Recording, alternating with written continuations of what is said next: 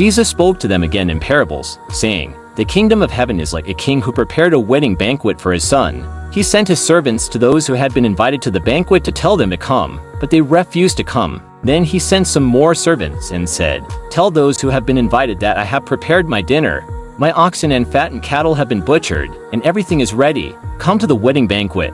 But they paid no attention and went off one to his field, another to his business. The rest seized his servants, mistreated them and killed them. The king was enraged. He sent his army and destroyed those murderers and burned their city. Then he said to his servants, 'The wedding banquet is ready, but those I invited did not deserve to come. So go to the street corners and invite to the banquet anyone you find.' So the servants went out into the streets and gathered all the people they could find, the bad as well as the good, and the wedding hall was filled with guests. But when the king came in to see the guests, he noticed a man there who was not wearing wedding clothes. He asked, 'How did you get in here without wedding clothes, friend?' The man was speechless. Then the king told the attendants, 'Tie him hand and foot, and throw him outside, into the darkness, where there will be weeping and gnashing of teeth, for many are invited, but few are chosen.' Then the Pharisees went out and laid plans to trap him in his words. They sent their disciples to him along with the Herodians. 'Teacher,' they said, 'we know that you are a man of integrity and that you teach the way of God in accordance with the truth.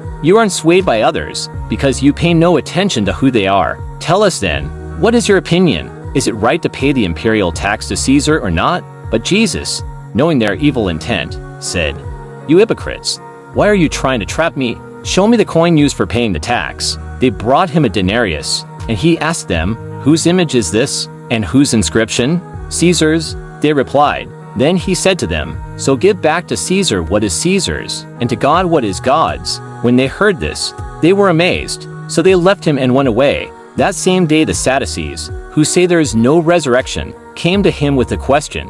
'Teacher,' they said, 'Moses told us that if a man dies without having children, his brother must marry the widow and raise up offspring for him. Now there were 7 brothers among us. The first one married and died, and since he had no children, he left his wife to his brother. The same thing happened to the second and third brother, right on down to the 7th. Finally, the woman died. Now then, at the resurrection, whose wife will she be of the 7, since all of them were married to her?' Jesus replied, 'You are in error because you do not know the scriptures or the power of God. At the resurrection people will neither marry nor be given in marriage. They will be like the angels in heaven.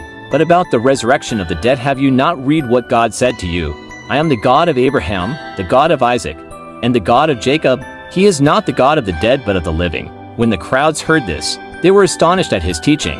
Hearing that Jesus had silenced the Sadducees, the Pharisees got together. One of them, an expert in the law, tested him with this question, 'Teacher, which is the greatest commandment in the law?' Jesus replied, 'Love the Lord your God with all your heart and with all your soul and with all your mind.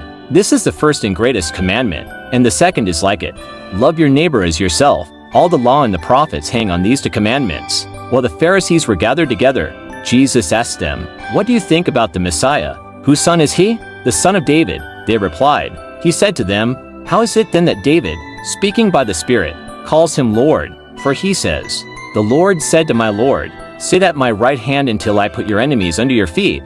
If then David calls him Lord, how can he be his son?' No one could say a word in reply, and from that day on no one dared to ask him any more questions." Matthew 2:1-6 NIV.